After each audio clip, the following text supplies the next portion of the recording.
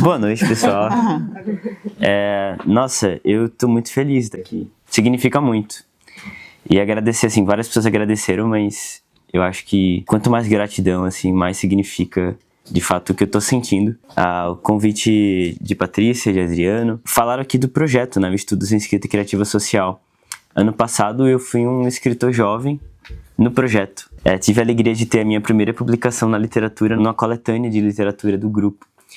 E eu falei, meu Deus, assim, como as coisas elas são incríveis quando elas são mediadas e incentivadas por tanta gente, né? Eu acho que você, Patrícia, assim como todos os professores que eu tive, Luiz foi meu professor, Fernanda também, enfim, muita gente, Bibiana, Bernardo ano passado também.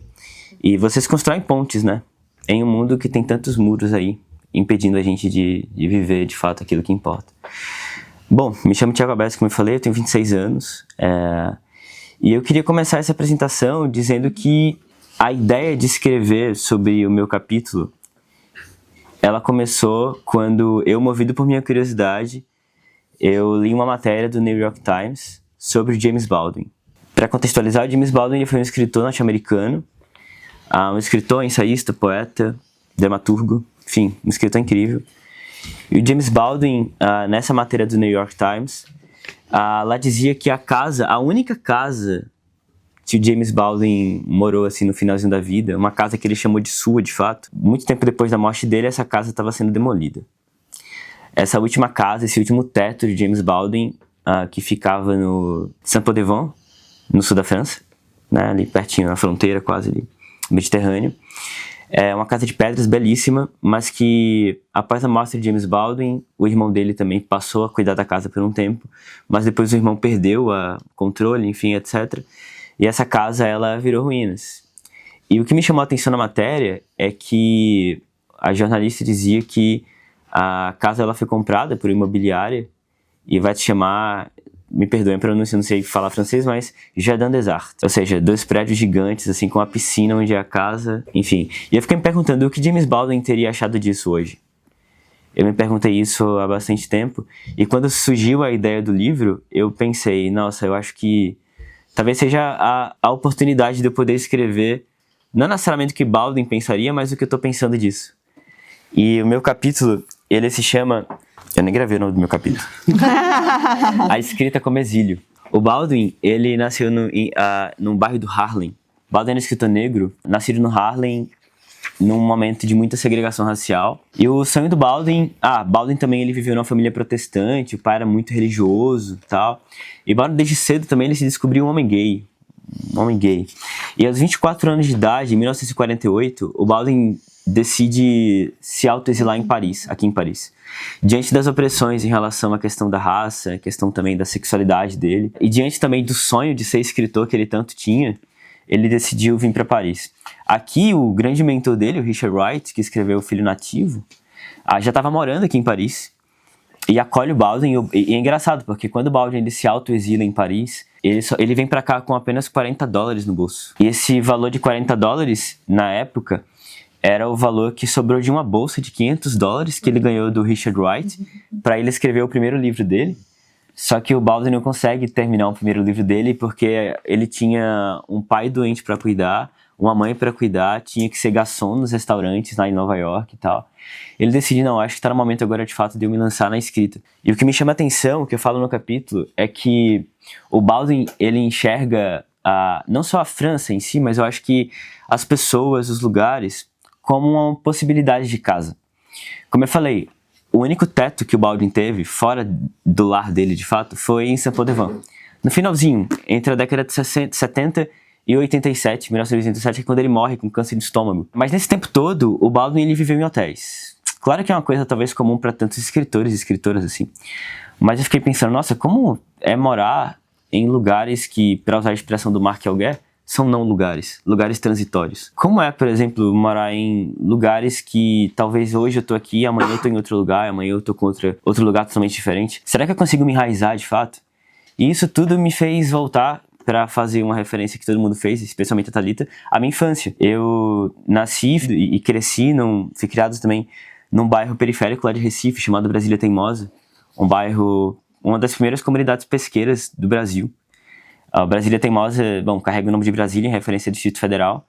E Teimosa porque o bairro foi uma ocupação dos moradores na década de 50. E os moradores pescadores que não tinham para onde ir, então eles lutaram, construíam seus barracos. Lá a gente chama de palafitas. Então, à noite eles construíam para se fixar, chamar aquele lugar de moradia, de território, delimitar fronteiras, mas pela manhã a polícia derrubava. E essa dinâmica ela acontecia por muito tempo. Até que 4 pescadores pegaram a jangada e foram até o Rio de Janeiro para falar com a Sara Kubitschek, para interceder, usar o termo que na tradição da comunidade a gente fala, para interceder para que o bairro de fato pudesse selar de muita gente. E eu fiquei pensando, nossa, eu acho que Baldwin e eu nesse sentido a gente se assemelha de certa forma. Meus avós foram dessa época que o Brasília Teimosa era apenas um lugar tentando ser lugar, tentando ser um território, né? E a minha avó, eu lembro que ela, falando pra mim, ela comprou um barraco, e esse barraco deu pra minha mãe me teve lá, eu fui criado nesse lugar, e só que tinha uma questão nisso tudo, porque hoje eu tô no lugar, numa livraria, escrevi parte de um livro com tanta gente maravilhosa que me inspira todo dia, mas durante muito tempo minha casa foi um lugar de não leitores. Meu pai, ele é padeiro, minha mãe é uma vendedora de loja. E na minha casa não tinha espaço para biblioteca, meus pais não liam, a única coisa que tinha era a Bíblia. E o Salmo 23 lá aberto, assim, então eu fiquei... O Senhor é meu pastor e tal. Nada me faltará. Nada me faltará. Empoeirado, mas às vezes minha mãe limpava. Mas... E eu fiquei pensando que o encontro que eu tive com a literatura e com a escrita, na casa que meus pais moram até hoje, foi justamente aos 16 anos. Bom, eu tenho 26, então fazem 10 anos. Caramba, 10 anos. 10 anos. E foi justamente lendo um autor que o Bernardo fala no capítulo dele também, que é o C.S. Lewis. Lendo as Crônicas de Nárnia, que ali, sim, na varanda da minha mãe, entre 3 da tarde até 5:30 da tarde, eu me senti em casa pela primeira vez. E eu me senti em casa ampliando esse conceito de casa, que vai além das 4 paredes. Eu me senti em casa para usar a imagem do C.S. Lewis, a metáfora, né, do guarda-roupa. As crianças abrem o guarda-roupa e entram para outro universo, que é Nárnia. E de fato, ali eu entrei para outro universo e eu percebi que a palavra, a leitura e a escrita me chamavam para algo mais. E no caso de Baldwin, eu acho que foi assim também, né? O Baldwin aqui em Paris, ele fez de pessoas, fez de lugares, cafés, assim como o Café de Flore, que na época era um café pouco frequentado. Ele fez daquele lugar a sua casa também. Para finalizar minha apresentação, eu queria ler com vocês 2 trechos. Um trecho vai ser um trecho do próprio livro, que eu considerei um ensaio literário, que cruza a minha vida com a vida de James Baldwin. E depois eu quero ler o poema que eu fiz em memória a Baldwin. Ano passado a gente comemorou o centenário de James Baldwin, do nascimento de Baldwin, né? E eu quis fazer uma homenagem a ele por meio do poema. Sim, no início eu não falei, mas eu não sou formado em literatura e em letras, eu sou historiador da arte, faço mestrado em História da Arte, lá na UFPE, e pretendo ano que vem ir para o doutorado. Então, para mim, a imagem é uma coisa muito forte. Ler a imagem, mas além de ver a imagem, entender a profundidade que uma superfície tem. E eu acho que eu trouxe essa perspectiva para escrever o capítulo sobre James Baldwin. Além do homem que escreve seus livros, o que tem por trás? Quais são as habitações desse homem? Quais foram as pessoas que ele habitou? Quais são os lugares que de fato ele pode chamar de seu, né? É aqui que James Baldwin e eu temos muito em comum. A literatura nos faz estar em casa, mesmo nos convocando para sair de nós mesmos. Como o exílio ou algo próximo disto, a literatura e a escrita nos possibilita habitarmos no intervalo das palavras. É quando nos autoexilamos no outro, quando rompemos as fronteiras rígidas que definem o nosso eu, nesses lugares, encontramos lá. James Baldwin é um romancista, poeta, ensaísta, dramaturgo e crítico norte-americano, que me fascina por várias razões que tentarei descrever adiante. Mas uma dessas razões é a sua relação com o exílio, especialmente quando o escritor deixa seu país de origem para viver na França, com o desejo de iniciar sua jornada como escritor em um país com mais liberdade, a primeira vez em Paris e entre tantas passagens por outros lugares, a última vez, onde morreu, na cidade interiorana de Saint-Paul-de-Vence. Foi nesse contexto do exílio que Baldwin escreveu e publicou suas obras. Como escritor, Baldwin era uma terra faminta desejando habitar, morar. Ainda que estivesse longe de sua geografia, mesmo longe de casa, habitou, especialmente em palavras. Então, ler Baldwin, ter contato com ele, é entender que morar, de fato, é uma atividade muito ambígua, porque nos convida, no caso a literatura, nos convida a um só tempo a sair de nós, para morar fora de nós, e depois retornarmos novamente. Mas esse retorno, a volta, nunca é definitiva. A gente sempre está saindo o tempo inteiro.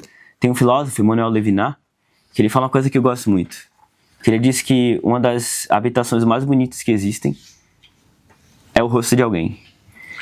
Eu acho que morar no rosto de alguém é uma forma de habitação definitiva e muito humana, para tempos em que a gente se quer, muitas vezes, ler os olhos de alguém, ler o rosto de alguém.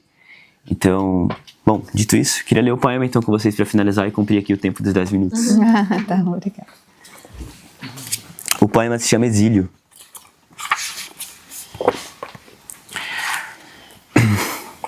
Sentir o exílio dentro da própria casa, no cerne daquilo que chamo de lar, me autoexílio nos lugares sem chão. Porque pisar no chão por muito tempo insensibiliza aquilo que nos faz ficar de pé. O familiar que sequestra o primeiro olhar, e o pisar com a sola dos pés que sente o corte, a consciência do que já sangrou. Dor que nos lembra de estarmos vivos e ainda assim pouco a pouco distantes, do chão e da dor, como exilado, sempre em busca, longe. Ser terra faminta e estranha querendo habitar, sabendo que talvez nada encontre, carregando no peito o refúgio que desejo e que apenas me visita por alguns segundos. Me diz que não existe lar definitivo para quem se sente terra estrangeira. O meu exílio me torna estranho para meus pais, não consigo enxergá-los além dos muros que me cercam e limitam a visão. Estranheza é pertencer à palavra outono, em uma cidade de verão permanente. Outono é uma palavra para chamar de lar. Morar, folhas secas, vento suave, tudo no chão, para virar a memória de um tempo que nem vivi. Só um lugar de passagem, um não lugar. O meu exílio também está no meu retorno. Volto quando não deveria retornar, sabendo que minha casa é fora de mim, ainda que tudo se torne ruínas. Muito obrigado. Muito lindo.